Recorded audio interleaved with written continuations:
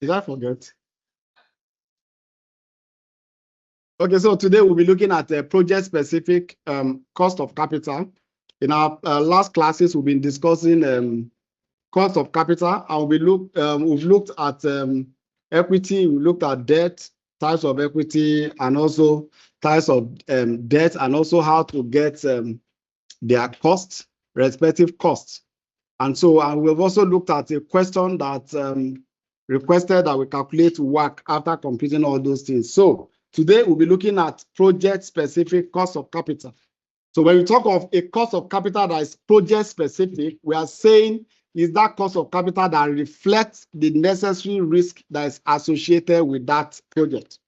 So if I'm saying project-specific cost, this is the cost of capital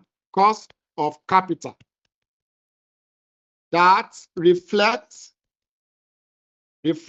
all the necessary risk associated with the new project,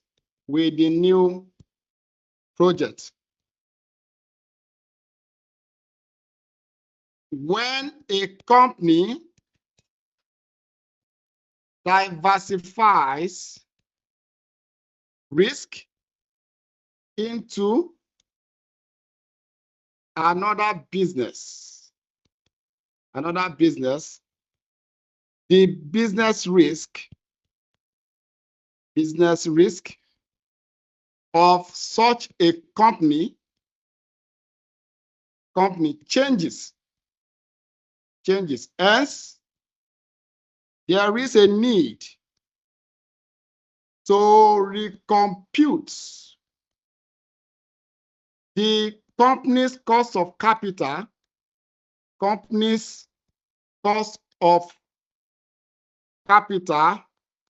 to reflect the new risk of the business. I think there was a scenario before your question where they said the company has been using 10% to appraise all their capital project, and then that they were going into another project, and there were 3 directors that were actually arguing. Director 1 argued that 10% can still be used. Another director said, no, since this new project is going into another kind of business entirely, that the risk is not the same, we have to recompute. And the other director was talking about being indifferent about the project cost of capital. But the truth of the matter is, anytime you try to diversify your portfolio or try to diversify into another business, something changes. And what changes? The risk. And when your risk is changing, it simply means that your cost of capital also will not what? Will not be the same. For instance, if I ask you what are the assumptions of cost of capital, what would you say? What are the assumptions of cost of capital? Assumptions of WACC, what are they?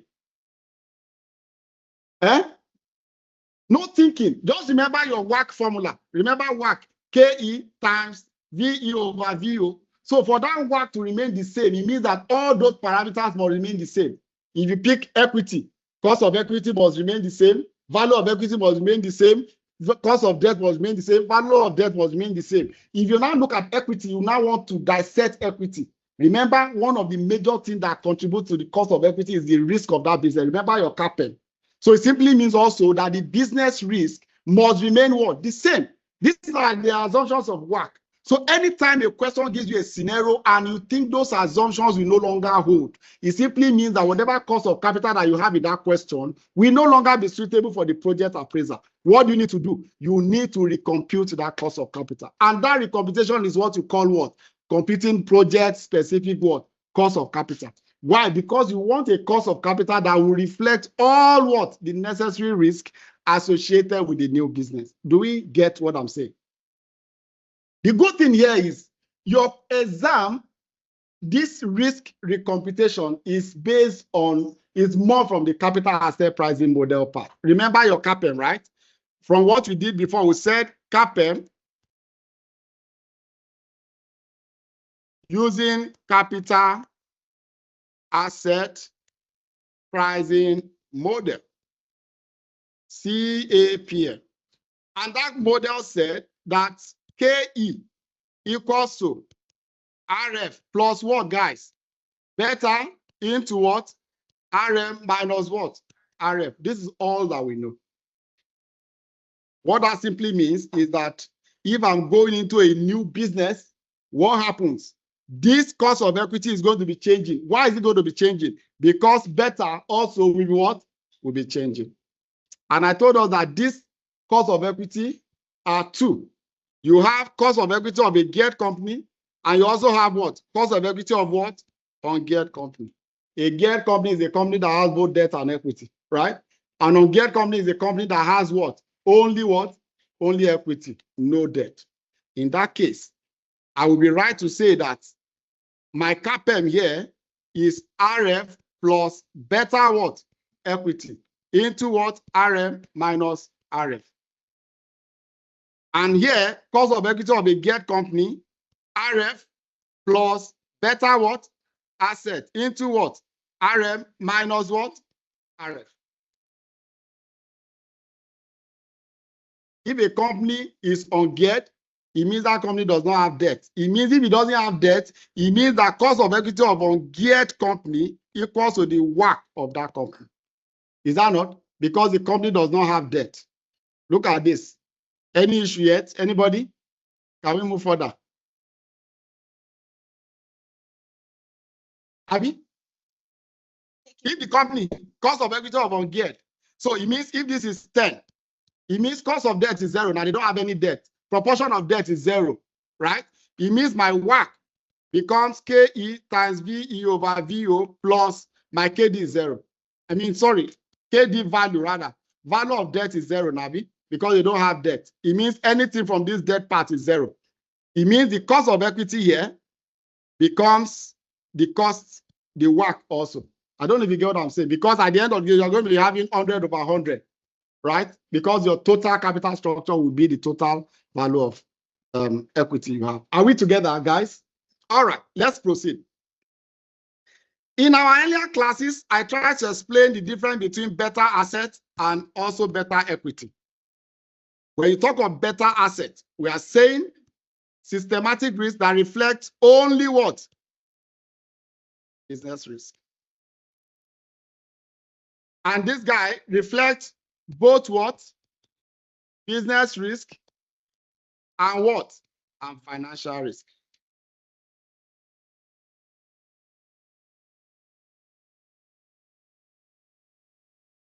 Are we together? Now, this beta is only available for a company that is listed, a company that is quoted.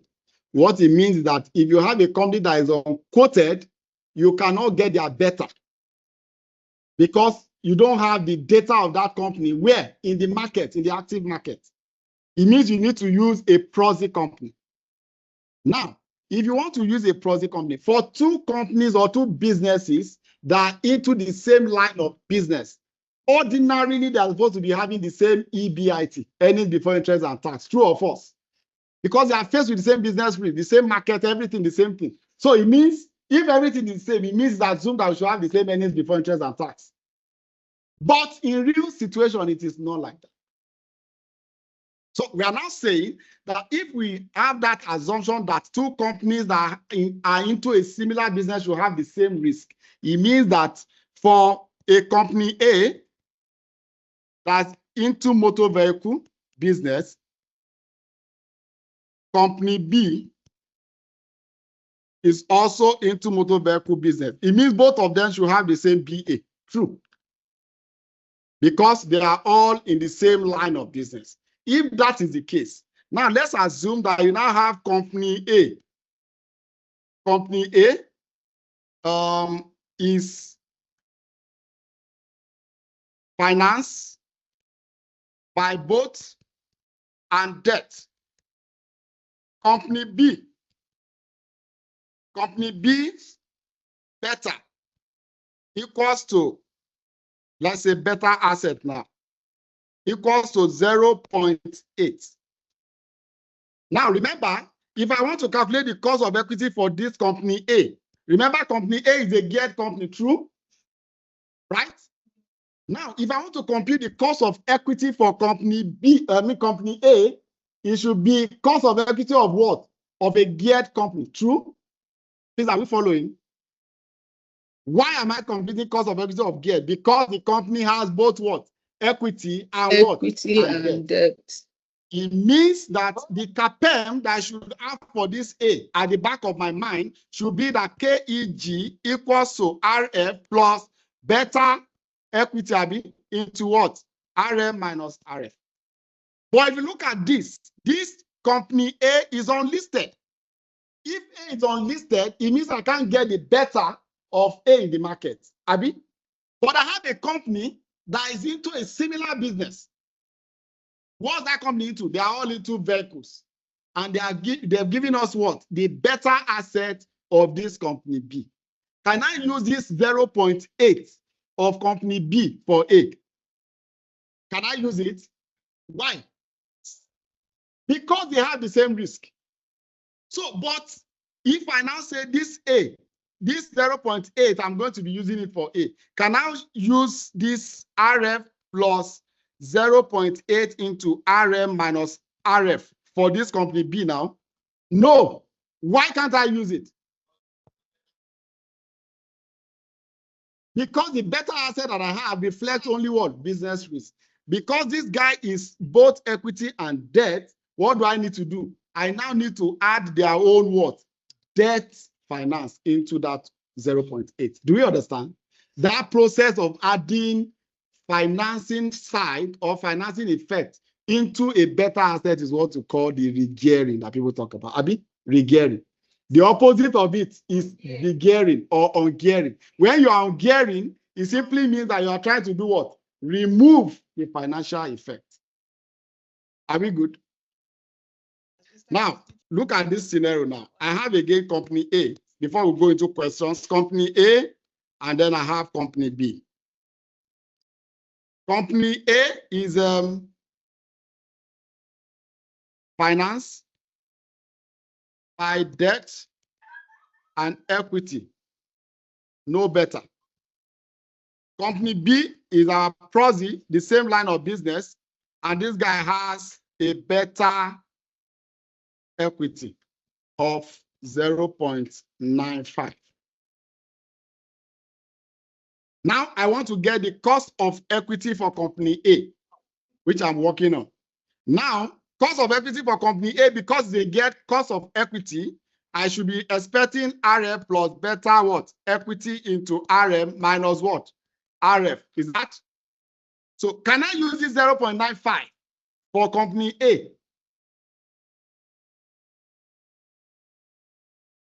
Yes. Company B has better equity already and is 0.95. Can I use the better equity of that company B for the A? Why? Yes, why? Why? Because they have the same risk. They're in the same line of business. Okay. Any other? Yes or no? No, why? Okay. This one too is financed by both now.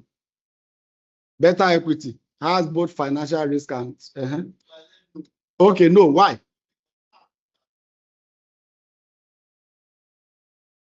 It will not be the same.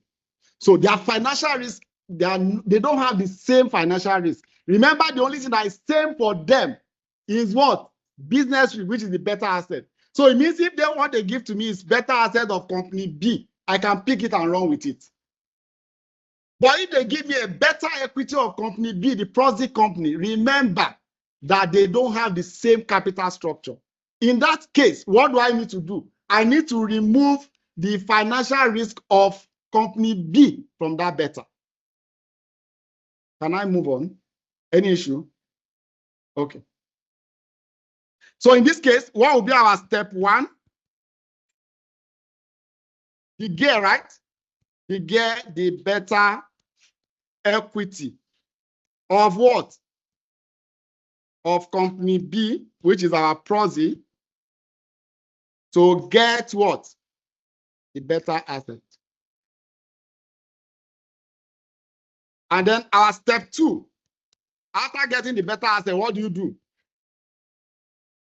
Regear the better asset to include the financial risk, Abi, risk of company what? Company A. Why are we declaring this one? We declare the better equity to get BA, right? That is, remove the financial risk of the proxy company. Now, see where the problem is again for students. When they are regearing and degearing, number one problem is that they don't know what capital structure to use, whether to use company A or company B. But the secret actually is to understand what you are doing. If I'm degearing, what am I degearing? What am I trying to do when I'm degearing? I'm trying to remove what? Financial risk of who? Of the proxy. I mean, it means which capital structure am I going to be using? That of the proxy. Because I'm trying to remove their financial risk. When I now get the better assets, I want to regain. What am I regaining? What do I want to do? I want to add the financial risk of who? Of the company A. So which capital structure am I going to be using in this case? For company A. Now, for instance, let's say that what I have here,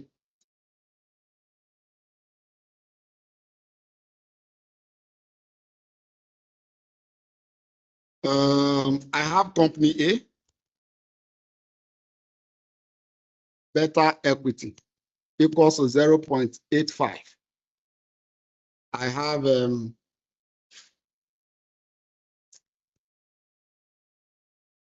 company B, proxy, better equity 0.95. Company A is trying to diversify.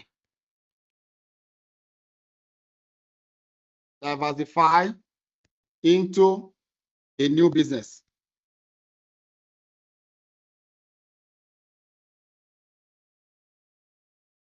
A new business. Now, if this is my main company, if this guy is diversifying, it simply means that this BE, is it still okay? What will happen to this BE? Eh? What should I do to this BE?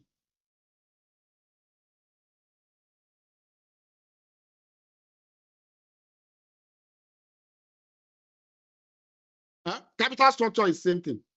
Now, this BE. You add the financial risk of the company B. Okay. Business, let's say company A, please follow me. Company A has BE. I will say that BE is 0.85. Company A is into, let's say, hotel business and into new business now, or let's say it's into housing. Now, company A is about to go into transportation business. And then he has found a proxy company, which is company B, that has a better equity of 0.95. Now, what I want to calculate really is the cost of capital, or cost of equity, let me put it that way, of this company A. What should be the first thing I should look out for? Now, remember that this BE comprises of two businesses, am I correct? What are they going into? What are they into currently? Hotel business and what? And then housing business. Now, if they're into these two businesses and they're diversifying into a fresh business, what it simply means is that the only thing that will be available here for me to use, remember that this has both equity risk or business risk, let me put it that way, business risk and what? Financial risk. It simply means that the only thing that I'm going to be bringing into this new business is going to be what? This financial risk, Abi. So this one is going to be done, Abi.